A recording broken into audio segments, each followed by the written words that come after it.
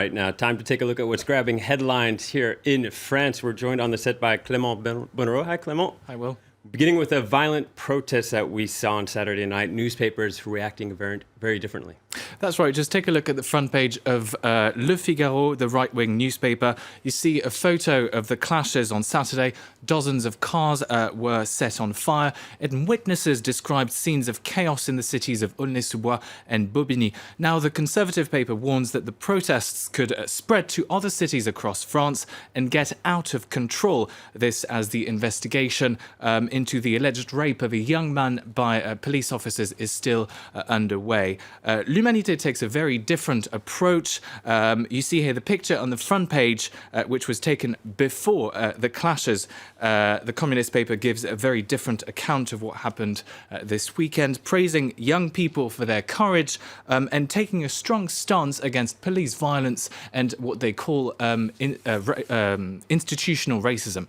Now, of course, what these two front pages show is that the issue affecting the banlieue, the suburbs in France, are highly divisive. That's right. Now, moving on to politics, France set to hold its presidential election in a couple months' time, and the outcome still looks far from certain. That's right. Things are still very much up in the air, as Libération says this morning. Just look at this, at their front page. The headline reads, Au-delà du réel, literally beyond reality. It's a reference to the American television series, which is known in English as The Outer Limits. Now, the left-wing paper takes a look back at the presidential campaign so far, from the right-wing and the left-wing primaries, which saw favourites such as Nicolas Sarkozy and Manuel Valls lose to lesser-known candidates, to the ongoing corruption cases engulfing Conservative candidate François Fillon and National Front leader Marine Le Pen. All right, now on to a rather unusual policy experiment. Several cities, including Paris, getting rid of traffic lights. The idea to make streets safer. A bit counterintuitive, that. Absolutely, that's right. It sounds a bit counterintuitive, as you say, but according to Le Parisien, it works. The newspaper reports that traffic lights can often bring risks.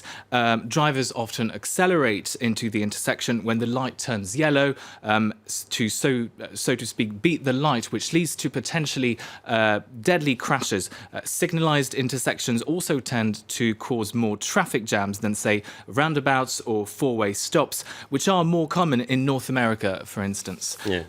That's right. That's where I come from. I have a lot of difficulty with the roundabouts. Now, how many traffic lights does the mayor of Paris plan to get rid of? Well, as many as 300, the mayor of Paris, Anne Hidalgo, says it would force drivers to be more careful and could help to prevent hundreds of deaths. All right. And Anne Hidalgo also wanting to tackle another issue. She's launched a competition to redesign the city's famous Champ de Mars. That's right. Champ de Mars is Paris's most visited park, attracting millions of tourists every year.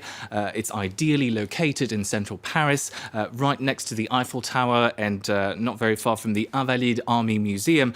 But the park has become increasingly dirty and is now infested with rats. Authorities are concerned that the Champ de Mars is giving Paris a poor image. A competition has therefore been officially launched for architects and landscape designers to submit their proposals to make the park cleaner and more tourist-friendly, and in Anne Hidalgo's own words, bring back the magic of one of Paris's most beautiful parks. All right, Clément Bonnereau with a wrap-up of what's making French headlines.